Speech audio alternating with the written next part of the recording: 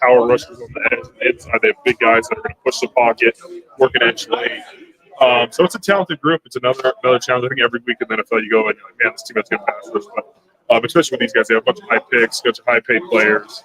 So it'll be another challenge for us. I think it was 5 snap penalties, and it just really seemed to kind of, especially in that first half, just set you guys behind the change. How correctable is that stuff, and just what type of focus this week has there been?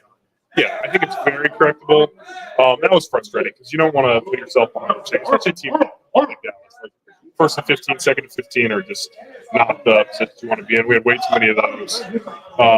Those are correctable, snap count, alignment issues, all types of things like that, formations. You can fix those things. That's been a huge emphasis. It's always an emphasis, but when you have 5 of them, you want to try and correct those. And if we can stay in front of the sticks and have 35 instead of 12, I'll give a lot better chance to.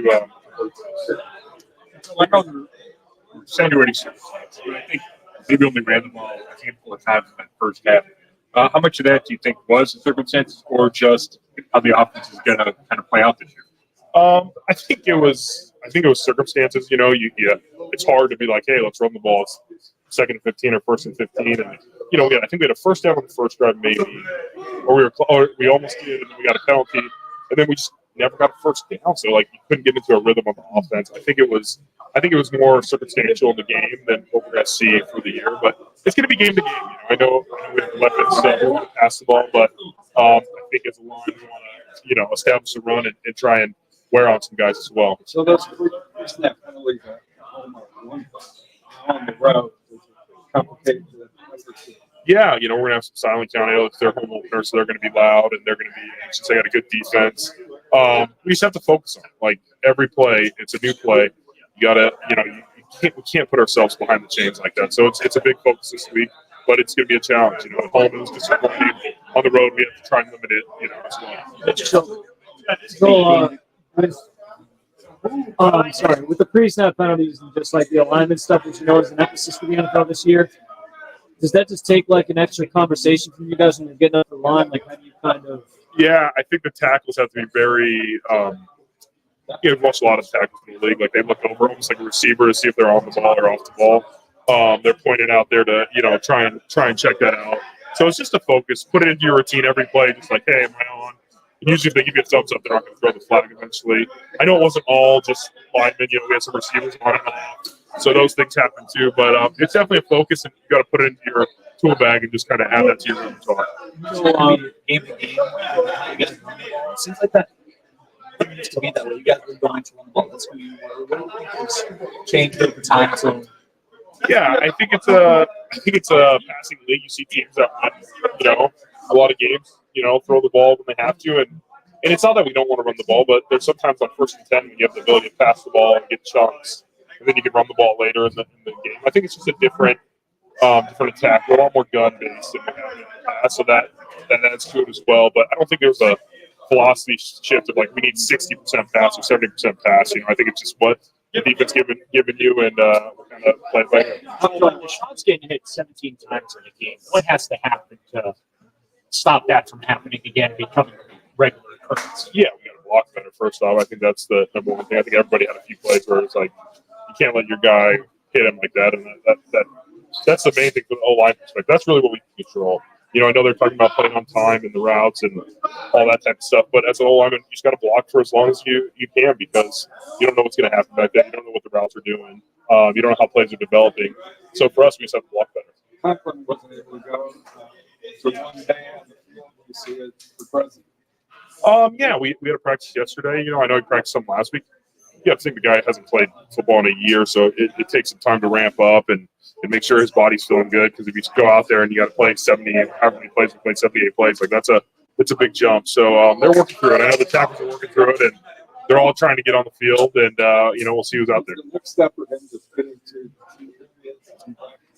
Yeah, he's done some team periods too, so I think that's part of it. But he's working through it. I don't know the specifics of the timeline or how he feels, but I know everybody wants to be out there, and they're really, really trying to work for it. Bubba made a point of saying he thought the effort needed to be better than it was against the Cowboys. What did you think about that? Who said that? Bubba. Yeah, I think you watch the tape, I think in the second half there's a few times. I mean, even earlier in the game, like I was trying to talk about the energy we had, as a group, and I do feel like we got to, even if we're down a little bit, like get that first down, get the momentum going, get it back on our side. And that's something we can all work on. If it's conditioning or energy, like you have to put it all out there when you get on the game. So I think we can always play with better energy. I think that was a big point too. Like, hey, what can we control? Like sometimes you don't make a block, but you play as hard as you are. You finish the plays and you strain with the whistle. And so that's everybody looking in the mirror and being like, hey, what can I do to do better? So I know you talked about the pass rush, but when you look at the front defense as well, what have you guys focused on? Just what they present? Yeah, they're pretty multiple. I mean, Miami's kind of they run a different scheme, like, but they have some different things, but we're really working through it right now. But they have good players, on all levels. Their linebackers make a lot of tackles for them. Their safeties help in the run game. So it's a challenge. It's a little bit multiple on their fronts. They were more of a 3-4 team last year. They kind of converted to a 4-down front, but in base, they'll bring one of their linebackers on the wall, so it's almost like a 3-down as well. And so you have different looks, but when you go in the nickel, they're going to be a 4-down defense and have a nickel on the field, and that's going to be a challenge for us. It's really, we got to execute our blocks. And I thought when we did run the ball last week, there was some positive stuff. I saw some positive stuff, but we just have to build on that and keep growing as a team. What's different succeeding in a run game under center versus some angles, if you have angles, if the running back's right behind the quarterback or to the side, things of that nature. It's a little bit different, we're maybe the hand's not in the dirt as much, might be in more of a 2-point stance. So it's just different little things like that. I know week one gets maybe blown out of proportion. So how confident are you that you guys can figure it out starting as soon as Sunday? Yeah, we have a lot of respect for the Jags. Like they're a good team. We played them last year. It was a tough game. It sucks. We laid an egg for sure. I think everybody's disappointed in that, but I think Coach Stefanski has proven track record of bouncing back because we stay focused on the goal, and that's going 1-0 this week any way we can. So the guys are locked in, the guys are focused, and I expect a much better effort. Joey, you talk so much about how offensive line is so much communication up front and all that. You didn't get those reps in the preseason. Can you quantify, like, even though the game didn't go your way on Sunday, how valuable it was just to get everybody out there and get them through a game and kind of get that experience into it? Yeah, it was big. I think you see a lot of teams that, play the preseason or not playing the preseason.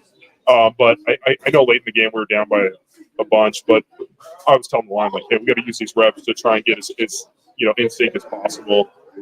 So I think it was good to get a whole game. Obviously, it didn't go our way, and we don't want to see Deshaun get hit like that towards the end of the game. But besides that, it was good to get one game under your belt, and now we gotta build on that. You're right. That's under situation. Bounce back from losses immediately. Yeah. What is it about him that gets you guys to do that? Well, he doesn't ride the roller coaster. I know everybody else is riding the roller coaster, but he's the same guy. He's focused. He has one mission this week, and that's go 1-0, however possible. No matter who's out there, it's go 1-0, and that's what he focuses on. He doesn't hear the outside noise. That's what you look for in your leader.